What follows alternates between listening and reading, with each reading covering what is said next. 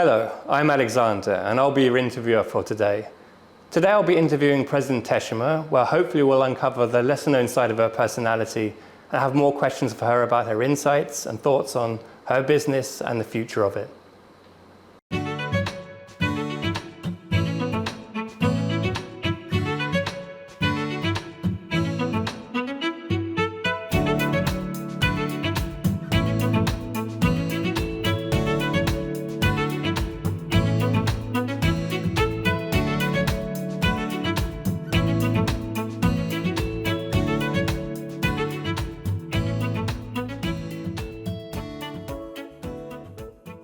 So I guess when it comes to general kind of work style, some steer towards being more, I guess, flexible, whilst others adhere to more of a kind of a strict working style, right? Which do you think is more important, more of a flexible or more of like a strict working style? I think it can be both because you don't need to stick with the one part. Like I'm sometimes be in a strict, yes, of course, and then sometimes it's very flexible. It's a combination of both straight. Yeah, I think corporate culture is like that. There's not black and white. It's gray parts, yes, of course, but this is about because the people, I would say, like the gathering the people is the organization. Right, yes. Yes.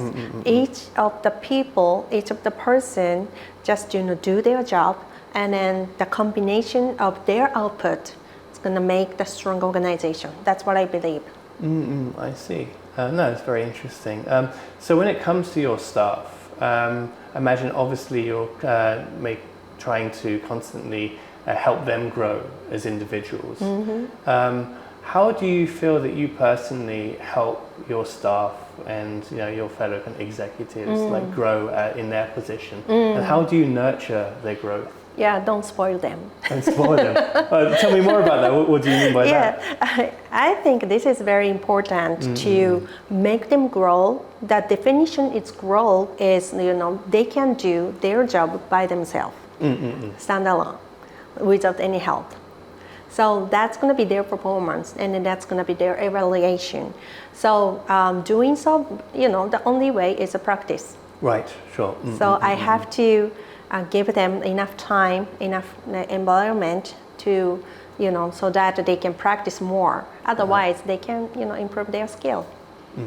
I see. Yeah, the combination of skillful people is going to come out with the big performance. That's what I believe. It takes time, right? Of course, it does. That's why it's a challenge.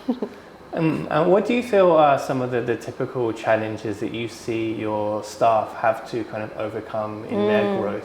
What is it that they typically struggle with, do you think? I don't want to say this much about it, but I'm a woman, and then this manufacturing area is the man dominated. Right. So it's kind of hard. Like, of course, the men sometimes have a big biases about women.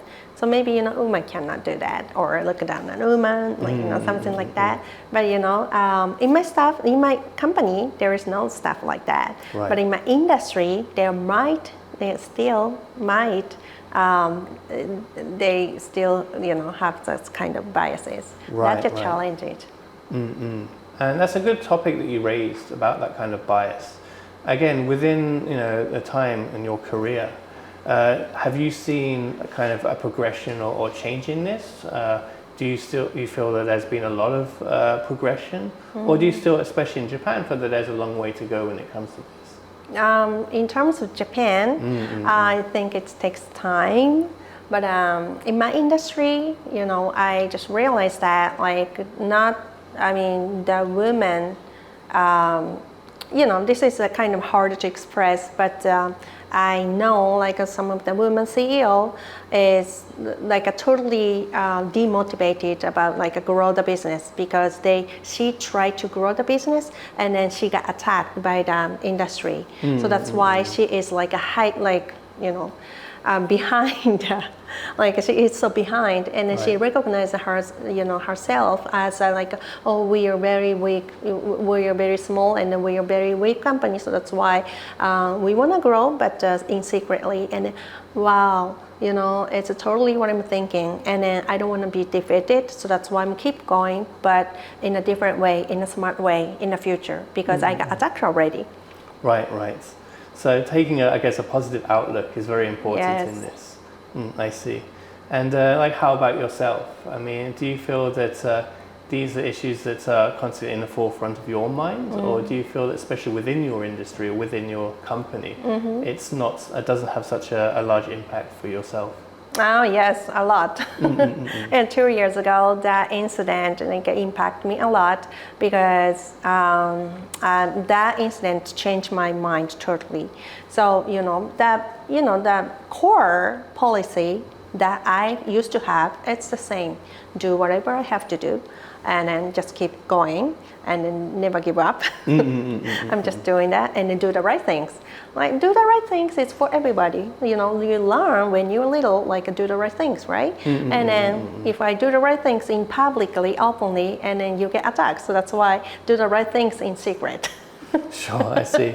And it's interesting that you raised that, because, I mean, as you said, it's a very typical piece of advice or a very typical way of thinking, right? Kind of doing the right thing. But for you personally, what does that mean to you, like, to do the right thing? How do you define that, or what does that mean to you? Yeah, don't lie and be honest, which is like a very key aspect that for the leadership to be a leader, right? And I would just keep doing that.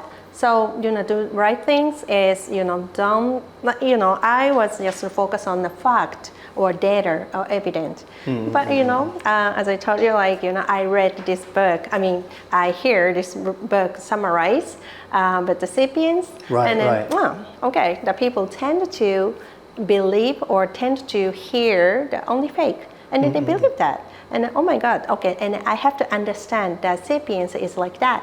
So that's why, I have to analyze and I have to study more about it.